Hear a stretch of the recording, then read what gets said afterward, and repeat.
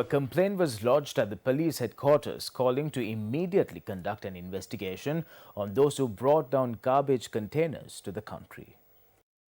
Surakimu Sri Lanka National Movement lodged a complaint to investigate into the company and those who were involved in importing waste material to Sri Lanka.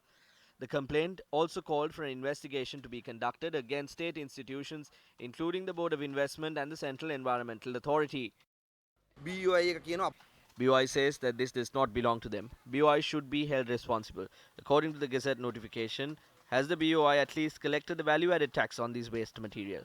An investigation should be held to see if the tax has been collected. They speak about re exporting, but only 29 containers have been re exported. They have piled up the garbage illegally. There is a risk of diseases being spread when the garbage is dumped in this manner. According to the revelations made by the customs, 130 containers imported from the United Kingdom have been taken to the export processing zone in Katunayaka, while 111 containers are kept at the Colombo International Container Terminal at the Colombo port. This is the garbage brought in these containers in the guise of mattresses. When one inspects closely, maggots and broken pieces of glass can be seen.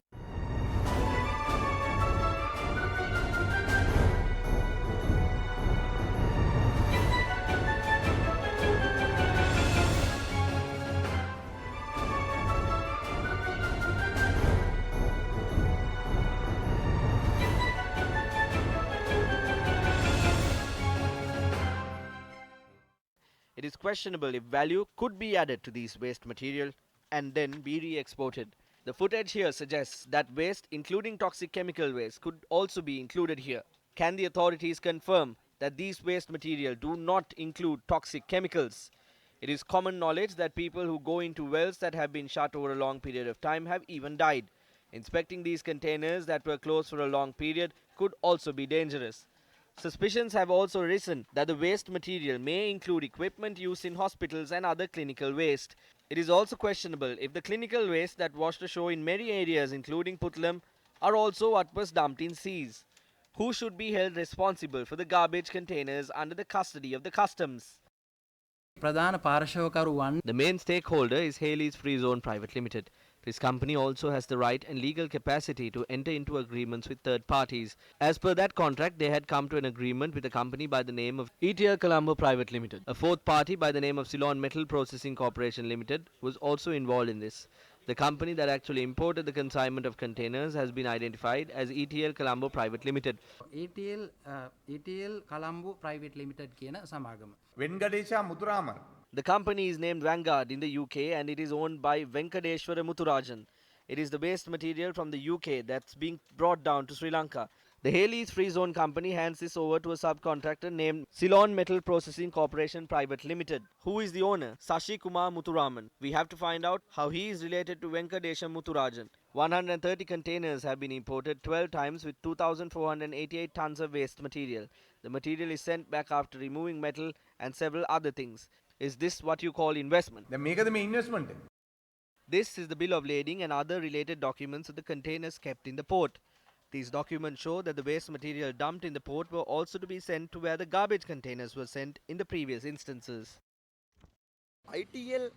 ETL company says that they do not take the responsibility. Then the Ceylon Metal Processing Corporation says that they are not involved. Sashikumar also says the same thing. Haley's says that it does not involve them. So we ask Haley's, if you say that you are not involved, how is this being kept at a property that you own? The people must now understand who tried to import garbage into Sri Lanka through the Gazette issued on the 7th of November 2013. Former President Mahinda Rajapaksa is responsible for this. They published a gazette detrimental to the country that paved the way for such garbage to be imported into Sri Lanka.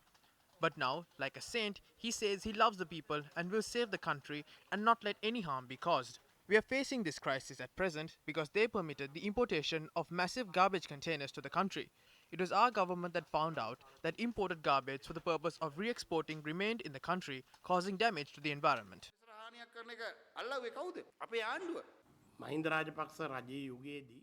The government headed by Mahinda Rajapaksa does not support or approve the importation of garbage into Sri Lanka.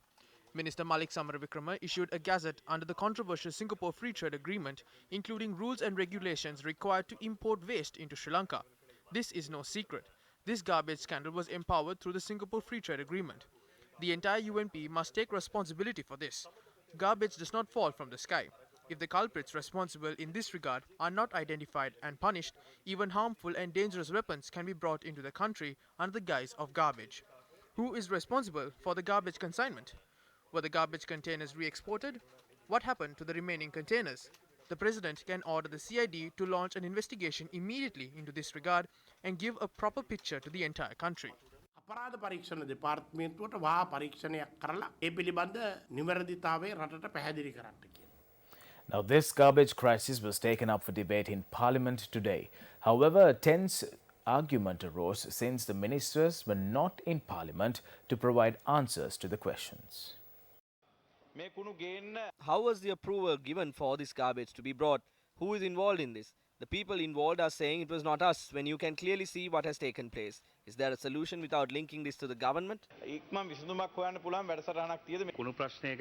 Anura Kumara too has raised a question regarding the garbage today under 27.2. The Finance Minister will provide a detailed answer. Speaker, there are no ministers to provide answers to a single question. The parliamentarians are being deprived of their rights. Take steps to change this situation. The ministers cannot provide an answer. They are speechless against the questions that we raised, and they are outside. They do not take their seats in the parliament. They are eating. Even if you are not going to provide a solution to this issue, you should have come and provided answers. This was raised last Friday. Even after raising this, they have been unable to provide a statement. It seems like there are facts here that you are trying to conceal.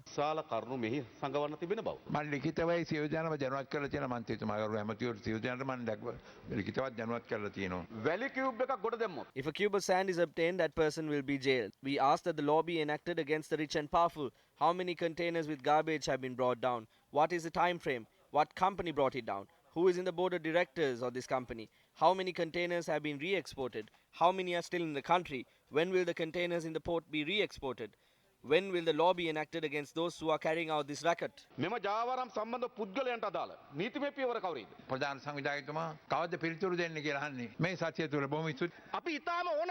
are the companies involved not being revealed? Why is the law not being enacted against them? Why are they not being questioned? From the way the government is acting, one can see that there is an involvement.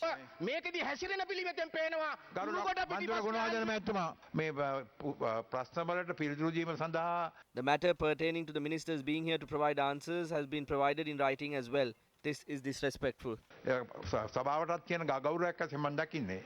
Well, now the Finance Minister has ordered the Director General of Customs to carry out an investigation and provide a report regarding the waste containers. According to a media release issued by the Finance Ministry, the Minister has made this order today after returning to the island from a foreign tour. Now, the media release says if a certain party has violated any law or regulation when it comes to the importation of those containers, stern action will be taken against those parties.